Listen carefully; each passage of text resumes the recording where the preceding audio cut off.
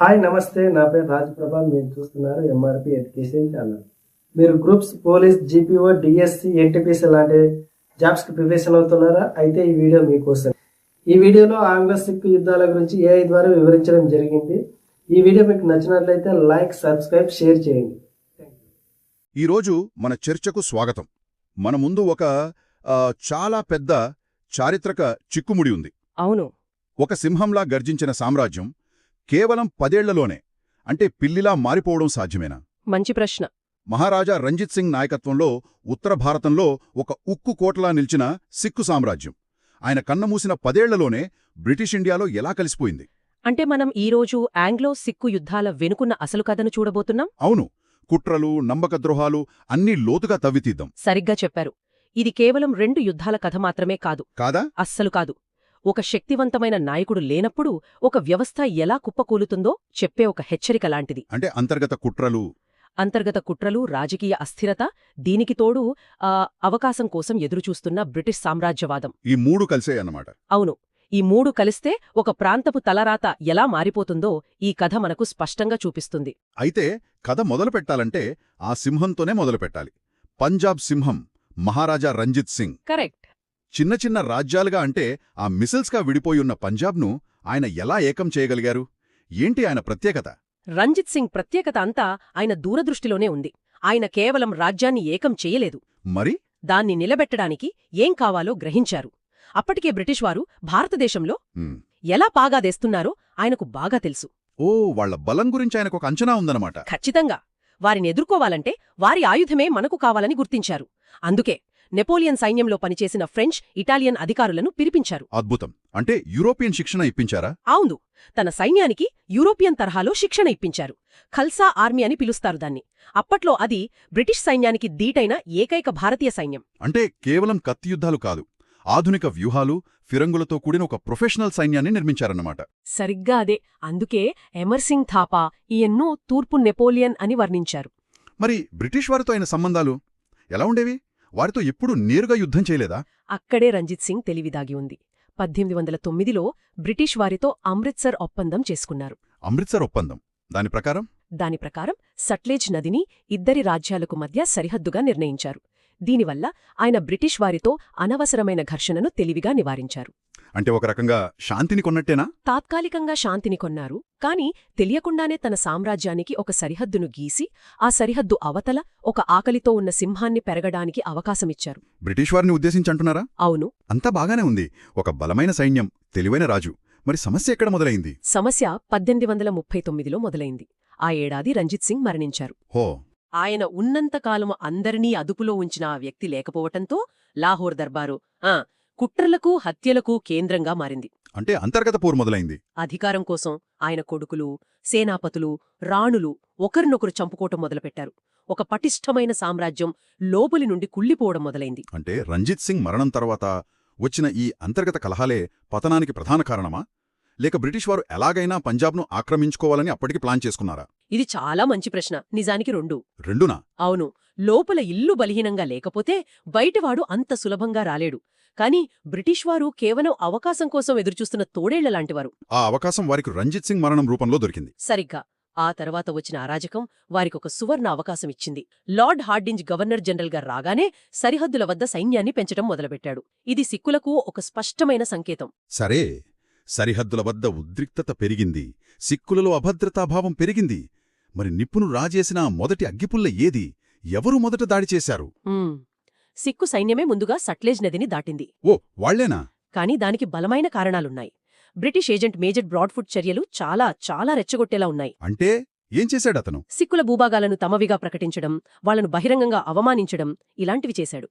దీంతో ఖల్సా సైన్యంలో ఆగ్రహం కట్టలు తెంచుకుంది. డిసెంబర్ 1845లో వారు నదిని దాటారు. దీన్నే బ్రిటిష్ వారు సాకుగా తీసుకున్నారు. అవును. దీన్నే దురాక్రమణగా చిత్రీకరించి యుద్ధం ప్రకటించారు. ఇక్కడే అసలు విషాదం మొదలైనట్టుంది. సిక్కు సైన్యం చాలా శక్తివంతమైనది కదా, మరి వారెందుకు ఓడిపోయారు? వారు శత్రువు చేతిలో ఓడిపోలేదు, తమ సొంత నాయకుల చేతిలోనే ఓడిపోయారు. ఏంటి? లాల్ సింగ్, తేజ్ సింగ్ అనే 2 సేనాపతులు. ఒక్క నిమిషం, ఇది నమ్మశక్యంగా లేదు. అంటే సిక్కు సైనికులు ప్రాణాలకు తెగించి పోరాడుతుంటే వారి వెనకాలే నిలబడి వారి సేనాపతులు వారిని బ్రిటిష్ వారికి అమ్మేశారా? అవును. ఇంతకంటే దారుణమైన నమ్మకద్రోహం ఉంటుందా? అసలు ఎందుకిలా చేశారు? కేవలం డబ్బు కోసమా? డబ్బు ఒక కారణమే కావచ్చు, కాని అసలు కారణం అధికారం. రంజిత్ సింగ్ మరణం తర్వాత ఖల్సా సైన్యం చాలా శక్తివంతంగా తయారైంది. అంటే అది కేవలం రాజు చెప్పినట్టు వినే సైన్యం కాదా? కాదు, దానికి సొంత రాజకీయ ఆలోచనలుండేవి. దర్బారులో ఎవర్ని రాజుగా ఉంచాలో కూడా నిర్ణయించేంత శక్తి దానికుంది. ఓకే. లాల్ సింగ్, తేజ్ సింగ్ వంటి నాయకులకు ఈ సైన్యం తమ అదుపులో ఉండదేమోనని భయం. ఓ, అర్థమైంది. అంటే సైన్యం బలహీనపడితే తాము బలపడొచ్చని వారి ఆలోచన? ఖచ్చితంగా. బ్రిటిష్ వారితో ఓడిపోతే సైన్యం బలహీనపడుతుంది, అప్పుడు తాము చక్రం తిప్పవచ్చని అనుకున్నారు. ఇది ఒక రకంగా ఆత్మహత్యా సదృశం. ఏం చేశారు వాళ్ళు? ఈనకమైన యుద్ధ సమయాల్లో తమ సైన్యాన్ని వెనక్కి పిలిపించడం, బ్రిటిష్ వారికి సైనిక రహస్యాలు అందించడం, ఇలాంటి పనులు చేశారు. నమ్మలేకపోతున్నాను. సొంత సైన్యం మీదే వీరికి నమ్మకం లేదన్నమాట. ఈ ఒక్క ఓటమితో సిక్కు సామ్రాజ్యం కథ దాదాపు ముగిసిపోయిందా? దాదాపు అంతే. యుద్ధం తర్వాత బ్రిటిష్ వారు లాహోర్ ఒప్పందాన్ని, అంటే 1846లో సిక్కులపై రుద్దారు. అది ఒప్పందం కాదు, ఒక సామ్రాజ్యానికి రాసిన మరణశాసనం అంటారు. నిజం. దాని షరతులు చాలా కఠినంగా ఉన్నాయి. ఏంటా షరతులు? అవి సిక్కు సామ్రాజ్యాన్ని అంతలా ఎలా బలహీనపరిచాయి? మొదటిది జలంధర్ దోబ్. దోబంతే? దోబ్ అంటే 2 నదుల మధ్య ఉండే ప్రాంతం. సట్లెజ్, బియాస్ నదుల మధ్య ఉన్న ఈ ప్రాంతం పంజాబ్కు గుండెకాయ లాంటిది. అత్యంత సారవంతమైన భూమి. అంటే వాళ్ళ ఆదాయానికి అదే మూలం. అవును. దాన్ని బ్రిటిష్ వారికి అప్పగించడం అంటే వారి ఆర్థిక వెన్నెముకను విరగొట్టడమే. తర్వాత రెండవది యుద్ధ నష్టపరిహారంగా 15 కోట్ల రూపాయలు చెల్లించాలి. ఆ రోజుల్లో అది ఊహకందని మొత్తం. అవును. అంత డబ్బు వారి దగ్గర లేదు. దానికి బదులుగా వారు కాశ్మీర్ను గులాబ్ సింగ్కు అమ్మవలసొచ్చింది. ఒకప్పుడు తమ సామ్రాజ్యంలో భాగమైన ప్రాంతాన్ని అమ్ముకోవడమా? అది పెద్ద అవమానం. చాలా పెద్ద అవమానం. ఇక మూడవది అత్యంత ముఖ్యమైనది. వారి సైన్యాన్ని భారీగా తగ్గించుకోవాలి. అంటే వాళ్ల సైనిక శక్తిని పూర్తిగా నిర్వీర్యం చేయడమే ఉద్దేశం. సరిగ్గా. చివరగా నాలుగవది, లాహోర్లో సర్ హెన్రీ లారెన్స్ అనే ఒక బ్రిటిష్ రెసిడెంట్ను నియమించాలి. అంటే సిక్కుల రాజధానిలోనే ఒక బ్రిటిష్ అధికారి ఉండి వారి పరిపాలనను పర్యవేక్షిస్తాడు. అవును.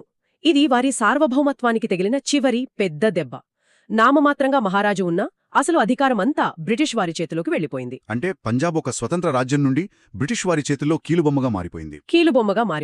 మరి రెండవ యుద్ధానికి కారణమేమిటి? అప్పటికే అంతా కోల్పోయిన వారిపై మళ్లీ యుద్ధం ఎందుకు? ఎందుకంటే బ్రిటిష్ వారికి పంజాబ్ ఒక కీలుబొమ్మగా ఉండటం కాదు, పూర్తిగా తమ ఆధీనంలోకి రావాలి. అప్పటికి గవర్నర్ జనరల్గా లార్డ్ డల్హౌసీ వచ్చాడు. అతను ఒక తీవ్రమైన సామ్రాజ్యవాది. డల్హౌసీ విన్నాను. పంజాబ్ను పూర్తిగా బ్రిటిష్ ఇండియాలో విలీనం చేసుకోవడానికి ఒక చిన్న కారణం కోసం ఎదురుచూస్తున్నాడు. ఆ అవకాశం అతనికి ముల్తాన్ గవర్నర్ అయిన మూల్రాజ్ రూపంలో దొరికింది. మూల్రాజ్ తిరుగుబాటు అది ఒక పెద్ద జాతీయ ఉద్యమమా లేక కేవలం ఒక స్థానిక గొడవ? నిజానికదొక చిన్న స్థానిక తిరుగుబాటు. బ్రిటిష్ వారు పన్నులు పెంచడంతో మూల్రాజ్ దాన్ని వ్యతిరేకించాడు. దానివల్ల 2 బ్రిటిష్ అధికారులను చంపేశాడు. అవును. ఇది చాలా చిన్న సంఘటన, కాని డల్హౌసీకి కావలసింది అదే. అంటే దీన్నే ఒక సాకుగా వాడుకున్నాడు. యుద్ధానికి కారణం దొరికింది, ఇక మనం వెనుకాడకూడదు అని ఆయన బహిరంగంగానే అన్నాడు. ఆ చిన్న తిరుగుబాటును చూపి మొత్తం పంజాబ్పై యుద్ధం ప్రకటించాడు. మరి ఈ రెండో యుద్ధంలో కూడా సిక్కులు పోరాడారా లేక సులభంగా లొంగిపోయారా? సులభంగానా? అస్సలు లొంగిపోలేదు. ఈ యుద్ధంలో చిలియన్వాలా అనే చోట జరిగిన పోరాటం అది బ్రిటిష్ వారిని వణికించింది. నిజమా? ఆ యుద్ధంలో బ్రిటిష్ వారు భారీగా నష్టపోయారు. దాదాపు ఓడిపోయినంత పనిచేశారు. సిక్కుల పోరాట పటిమ ఇంకా చావలేదని ఆ యుద్ధం బ్రిటిష్ వారికి రుచి చూపించింది. లండన్లోని బ్రిటిష్ పార్లమెంట్లో కూడా దీనిపై కలకలం రేగింది అంటారు. అవును. మరి అంత గొప్పగా పోరాడినా చివరికి ఎలా ఓడిపోయారు? చివరికి ఫిబ్రవరి 1849లో పంజాబ్లోని గుజరాత్ వద్ద జరిగిన యుద్ధం నిర్ణయాత్మకమైనది. దీన్నే తుపాకుల యుద్ధం అని కూడా పిలుస్తారు. Battle of guns. అవును. ఆ రోజు ఆకాశం మొత్తం ఫిరంగుల పొగతో నిండిపోయింది. సిక్కుల కత్తులకు బ్రిటిష్ వారి ఆధునిక ఫిరంగులకు మధ్య జరిగిన ఒక అసమాన పోరాటమది. బ్రిటిష్ వారి అపారమైన ఆయుధ సంపత్తి ముందు సిక్కుల వీరత్వం నిలదలేకపోయింది. వారు పూర్తిగా ఓడిపోయారు. ఆ ఓటమితో అంతా ముగిసిపోయిందన్నమాట. అంతా ముగిసింది. మార్చి 1849లో లార్డ్ డల్హౌసీ పంజాబ్ను బ్రిటిష్ ఇండియాలో విలీనం చేస్తున్నట్లు ప్రకటించాడు. మహారాజా రంజిత్ సింగ్ ఎంతో కష్టపడి నిర్మించిన సామ్రాజ్యం, ఆయన కళ అన్నీ గంగలో కలిసిపోయాయి. అవును. ఆ తర్వాత పంజాబ్ పాలన కోసం డల్హౌసీ 3 సభ్యులతో ఒక బోర్డును ఏర్పాటు చేశాడు. ఇది అతను అనుసరించిన రాజ్య సంక్రమణ సిద్ధాంతం లేదా డాక్ట్రిన్ ఆఫ్ ల్యాబ్స్ అనే విస్తృత విధానంలో ఒక భాగం. అంటే వారసులు లేరనే కారణంతో సతారా, ఝాన్సీ, నాగ్పూర్ ఆ రాజ్యాలను ఎలా విలీనం చేసుకున్నాడో అలాగే యుద్ధాన్ని కారణంగా చూపి పంజాబ్ను కలుపుకున్నాడు. అతని లక్ష్యం ఒక్కటే, భారతదేశంలో బ్రిటిష్ వారికి అడ్డు లేకుండా చెయ్యటం. అంతే. ఒక్కసారి వెనక్కి తిరిగి చూస్తే ఎంత ఆశ్చర్యంగా ఉంది. ఒకవైపు రంజిత్ సింగ్ లాంటి దార్శనికును, మరోవైపు లాల్ సింగ్ లాంటి నమ్మకద్రోహులు, ఒకవైపు ఖల్సా సైన్యం యొక్క వీరత్వం, మరోవైపు బ్రిటిష్ వారి కుటిలనీతి, ఇవన్నీ కలిసి ఒక పర్ఫెక్ట్ స్టార్మ్ లాగా సిక్కు సామ్రాజ్యాన్ని ముంచేశాయి. ఈ కథ మనకు చెప్పేది ఒక్కటే, ఒక వ్యవస్థకు నాయకత్వం ఎంత ముఖ్యమో ఆ నాయకుడు లేనప్పుడు కూడా నిలబడగలిగేంత అంతర్గత ఐక్యత, బలమైన నిర్మాణం కూడా అంతే ముఖ్యం. నిజమే. రంజిత్ సింగ్ ఒక అద్భుతమైన నాయకుడు, కాని ఆయన తన తరువాత ఎవరు అనే ప్రశ్నకు సరైన సమాధానం సిద్ధం చెయ్యలేకపోయాడు. ఆ ఒక్క చిన్న పొగలునే బ్రిటిష్వారు వాడుకున్నారు. అవును, ఆ పగులునే తమకు అనుకూలంగా మార్చుకుని మొత్తం సామ్రాజ్యాన్ని కూల్చేశారు. సిక్కుల పతనం కేవలం సైనిక ఓటమి కాదు, అది రాజకీయ, నైతిక ఓటమి కూడా. మనం ముగించే ముందు ఒక ఆసక్తికరమైన ఆలోచన. చెప్పండి. పంజాబ్ను విలీనం చేసుకున్న తర్వాత బ్రిటిష్ వారు దాన్ని ఒక ఆదర్శ రాష్ట్రం, అంటే మోడల్ ప్రావిన్స్గా మార్చామని గొప్పగా చెప్పుకున్నారు. అవును, కొత్త రోడ్లు, కాల్వలు. అవును, పరిపాలనను బాగుచేశామని ప్రచారం చేసుకున్నారు. ఇది వింటుంటే నాకో ప్రశ్న వస్తోంది. ఏమిటది? కొన్ని రోడ్లు వేసి ఆదర్శ రాష్ట్రం అని పిలవడంలో అర్థమేమిటి? ఆ ఆదర్శం ఎవరి దృష్టిలో? గెలిచినవాడి దృష్టిలోనా, లేక సర్వం కోల్పోయిన ప్రజల దృష్టిలోనా? చాలా లోతైన ప్రశ్న. చరిత్రను ఎప్పుడూ విజేతలే రాస్తారు అంటారు కదా. మరి ఆ చరిత్రలో వాడే భాష వెనుక దాగి ఉన్న ఈ సంక్లిష్టతలను మనం ఎలా అర్థం చేసుకోవాలి? ఈ ప్రశ్నతో ఈనాటి చర్చను ముగిద్దాం.